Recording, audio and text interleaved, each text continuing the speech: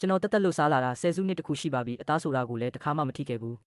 တခြားသူတွေကဝါပင်ကိုတစ်ချက်တည်းနဲ့ပိုင်းနိုင်ပေမဲ့ကျွန်တော်ကတော့၃ချက်လောက်ခုံမှပြတ်တယ်လူပုံအလဲမှာတမင်တကာအစော်ကားခံရရင်တော့ပြန်မချရဲပဲအန်ကျိတ်ပြီးပဲခံနေတတ်တဲ့သူပါဒါကိုကြည့်ပြီးကျွန်တော်အမေကကျွန်တော်ကိုပြောညံ့သူရဲဘောကြောင့်သူလိုမြင်ပြီးစိတ်တက်ကြွလာအောင်ရိုက်နှက်ဆုံးမတက်ပေမဲ့လည်းဘာမှထူးမလာခဲ့ပါဘူးဒါပေမဲ့တနေ့မှာတော့မထင်မှတ်ပဲနာမည်ကြီးရာဇဝတ်ကောင်10ဦးထဲကတယောက်ကိုကျွန်တော်လက်ပလာနဲ့တက်လိုက်မိပြီးနောက်မှာတော့စုံထောက်ချက်ရဲ့အာယုံဆိုင်မှုကိုခံလိုက်ရပါတော့တယ်အဲ့ဒီနေ့ကစပြီးမြို့တော်ဝင်တဲ့မြို့ခံတွေကကျွန်တော်ကိုသူရဲကောင်းတယောက်လိုဆက်ဆံကြပေမဲ့စုံထောက်ချက်ကတော့ဒီအမှုကိုတန်တရားဝင်နေခဲ့တယ်တာမန်လက်သမားတယောက်ကကိုခံပညာကျွမ်းကျင်တဲ့ခိုးသားကြီးတယောက်ကိုလက်ပလာနဲ့တက်နိုင်နေဆိုတာသူလုံးဝမယုံဘူးလေဒါကြောင့်သူကပတ်ဝန်းကျင်ကိုစုံစမ်းပြီးအခင်းဖြစ်ပွားရာနေရာကိုစစ်ဆေးတော့တာပေါ့သူ့ကိုအံ့ဩသွားစေတာကကျွန်တော်ဟာဒီအရက်ကမဟုတ်ဘူးဆိုတာကိုသိသွားတာပဲကျွန်တော်ဟာတကယ်တရုတ်မှန်ကိုဖုံးကွယ်ထားတဲ့ရာဇဝတ်ကောင်တယောက်ဖြစ်နိုင်တယ်လို့သူတန်တရားဝင်သွားတယ်ဒါနဲ့ချက်ကကျွန်တော်မိမစီသွားပြီးကျွန်တော်အတိတ်အကြောင်းကိုစုံစမ်းပါတော့တယ်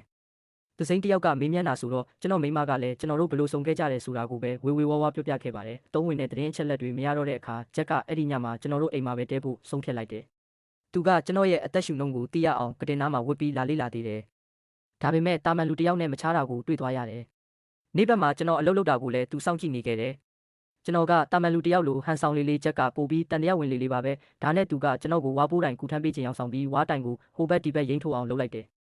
ပြီးတော့အခွင့်အရေးကိုအတုံးချပြီးမြင့်လာတဲ့တရားပေါ်ကနေကျွန်တော်ကိုတွန်းချလိုက်ပါတော့တယ်ကျွန်တော်ပြုတ်ကြတဲ့အချိန်မှာကိုကဲတင်ဖို့ကိုဖို့ပညာကိုအလိုလျောက်သုံးလာလိမ့်မယ်လို့သူမျှော်လင့်ထားတာပါလူတယောက်ရဲ့အလေးချိန်နဲ့အမြင့်ကြီးကနေမက်ပြုတ်ကြလာရင်တစ်ကိုင်းတွေကျိုးသွားရမှာဖြစ်ပေမဲ့အကောင့်တိုင်းရှိနေတာကိုမြင်တော့ဂျက်ကတော်တော်လေးစိတ်လှုပ်ရှားသွားတယ်သူကျွန်တော်ကိုစမ်းတက်နေမှန်းကျွန်တော်သိတာပေါ့တစ်ပင်ငယ်လေးပေါ်ကိုကြာပြီးတဲ့နောက်မှာတော့အတွင်းအားကိုတုံးပြီးတစ်ကိုင်းကိုတမင်ကျိုးအောင်လှုပ်လိုက်ပြီးရေထဲကိုပြုတ်ကျပြလိုက်ပါတယ်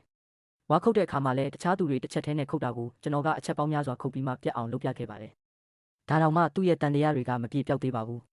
နောက်ဆုံးမှာတော့ဂျက်ဟာကျွန်တော်ရဲ့ဇာတိမျိုးကိုစုံစမ်းဖို့အတွက်သူ့တငယ်ချင်းတယောက်ကိုအကူအညီတောင်းလိုက်ပါတော့တယ်